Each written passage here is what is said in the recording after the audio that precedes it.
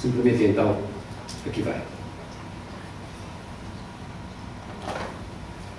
Este quinto seminário de plataformas logísticas ibéricas foi aberto com a intervenção do Presidente da APSS, Carlos Gouveia Lopes, que recordou que este Porto tem vindo a viver uma saudável recuperação em 2010. Diz ele que estamos 20% acima do movimento de mercadorias de 2009 e também 13% acima de 2008, sendo previsível que no fim do ano se atinja um total próximo do recorde do Porto. Será o resultado do esforço de toda a comunidade portuária de Setúbal, uma comunidade proativa que apresenta soluções e coloca em primeiro lugar a satisfação dos clientes. Referiu-se às boas condições para aumentar a área de influência na Península Ibérica, no Mediterrâneo e em África, em razão das boas infraestruturas de que dispõe, da boa localização e, não menos importante, das boas condições humanas. Desde novembro de 2009, recordou Gouveia Lopes, com a vinda da Tagus Line, o movimento de contentores entre o Porto de Setúbal e o Porto de La Spezia ganhou caráter regular e está em crescimento. O Porto italiano está colocado entre os primeiros portos europeus no que às tecnologias intermodais diz respeito, nomeadamente nas ligações à ferrovia. Tem um movimento anual que já superou os 19 milhões de toneladas, com a carga contentorizada a atingir mais de 1 milhão de TEU em 2009. É um ponto de grande importância geoestratégica para os mercados mediterrâneos e norte-africanos. Lorenzo Forzieri, presidente da Autoridade Portuária de La Spezia, que assinou um protocolo com o Porto de Setúbal, aludiu aos problemas em comum aos dois países, como os da energia e dos recursos. Considerou Portugal uma importante porta de entrada na América do Sul, um papel similar ao de Itália em relação à América do Norte, China e Índia. Aludiu aos problemas comuns referentes ao endividamento público e aos desafios relacionados com as questões ambientais, redução das emissões de CO2, mudanças climáticas, apelando à colaboração entre portos e linhas. A Europa favorece a metodologia dos projetos diversos para países diversos, mas acho que poderemos encontrar algo de fecundo e produtivo para ambos os portos, defendeu o Presidente da Autoridade Portuária de La Spezia. Assinado o protocolo, Sua Excelência o Secretário de Estado dos Transportes, Carlos Coelho da Fonseca, que abriu este seminário, falou sobre a dinâmica do transporte marítimo e dos portos, que cresce mais do que a economia. O Porto e as cadeias logísticas são estratégicos para a economia, disse o governante. A tendência atual é a de crescimento da dimensão dos navios. Como é que podemos atrair para os nossos portos, que são de pequena dimensão, a carga que chega dos outros continentes para os centros de consumo na Europa? Não é fácil. Os nossos portos têm que ter uma eficiência muito grande. Temos que ter portos, plataformas logísticas e corredores de transporte eficientes. A ferrovia tem que ter um papel estratégico. Os nossos operadores de transporte têm que ter uma estratégia intermodal. Têm que utilizar diferentes meios para, de uma forma articulada, conseguirem ligar os pontos de chegada e destino com a máxima eficiência. O mercado ibérico. O primeiro painel sobre o mercado ibérico contou com as intervenções de Ángel Caballero Munhoz, do Ayuntamiento de Mérida, Juan Romero Miranda, da Plataforma Logística do Suroeste Europeu, António Ruiz Romero, da empresa Espacio, e Rosa Martínez Redondo, da CE Polígonos Empresariales. O painel onde foi focado a importância dos portos portugueses para a oferta logística de toda a região da Extremadura e da importância da centralidade da sua capital, Mérida, face aos mercados ibérico e europeu, integrada que está no denominado Eixo 16 das redes de transporte europeias. O mercado africano.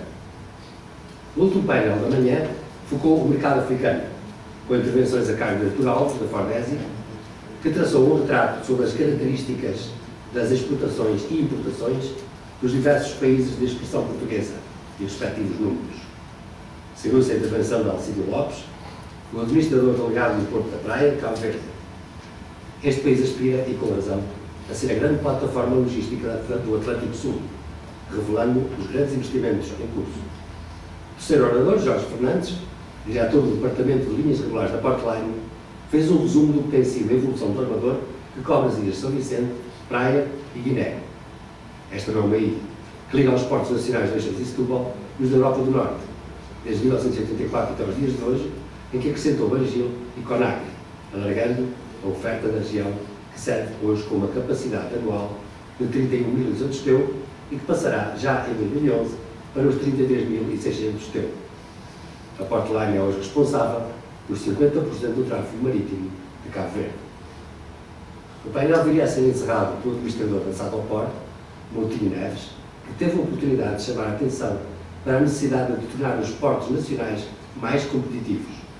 Para tal, utilizou o exemplo de Espanha, um país que permite aos seus portos reduções muito significativas aos clientes, dessa forma ganhando a competitividade que ainda falta aos portos nacionais. O mercado do Mediterrâneo. O primeiro painel da tarde arrancou com a intervenção de Giovanni Bandini, diretor da Tagus Line. Depois de considerar Setúbal um porto fantástico, pela disponibilidade de operadores e da administração portuária, Bandini caracterizou a Tagus como uma linha mediterrânica de média dimensão, cobrindo os grandes portos das costas europeia e africana desta bacia. Marcelo Di Fraia, diretor da Grimaldi Lines, a maior operadora Ro-Ro do mundo, falou sobre o mercado Ro-Ro, que é muito mais do que o transporte de viaturas e caminhões. É contentores, maquinaria agrícola, bobines, etc. Também os navios são diferenciados e flexíveis, abertos, fechados, multipurpose ou cone row, com decks descobertos para contentores equipados com gruas e, por fim, os ferries. Este painel foi encerrado por Lorenzo Forcieri, presidente do Porto da Spezia, que falou sobre a integração na rede de portos de contentores do Mediterrâneo. Saudou o Porto de Setúbal e considerou ser o último porto do Mediterrâneo e o primeiro do Atlântico, para depois se concentrar nos números do Porto da Spezia, que deverão chegar este ano aos 1.250 milhões de TEU. Referiu-se às boas acessibilidades e à zona de influência que cobre toda a província da Lombardia, de forte incidência de unidades industriais. Terminou referindo que a Europa deve pensar nos portos como fator de competitividade e crescimento e que dão garantias de pontualidade e frequência, fatores decisivos para o crescimento integrado do continente. O mercado automóvel. O último painel foi iniciado por Ricardo Félix, da Logistema, que falou do potencial de Setúbal como hub atlântico. Defendeu a conjugação dos modos por não aprovar as soluções hermafroditas, considerando que nem tudo está nas mãos dos carregadores nem das administrações portuárias.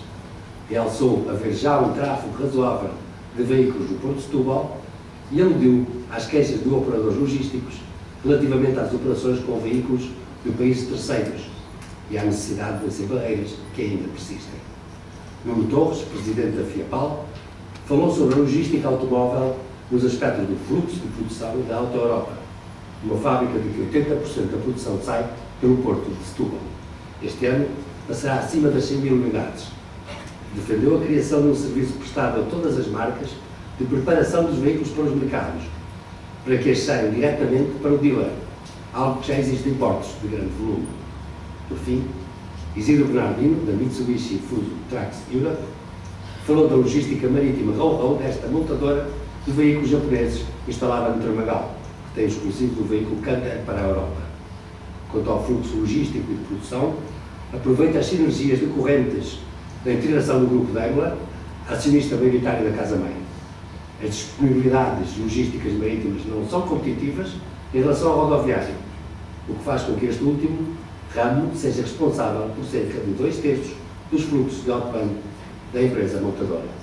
Sobre o futuro, congratuloso pela indicação de que o próximo modelo Canter voltará a ser produzido em Tramagal, já a partir de setembro do próximo ano. São estas as conclusões.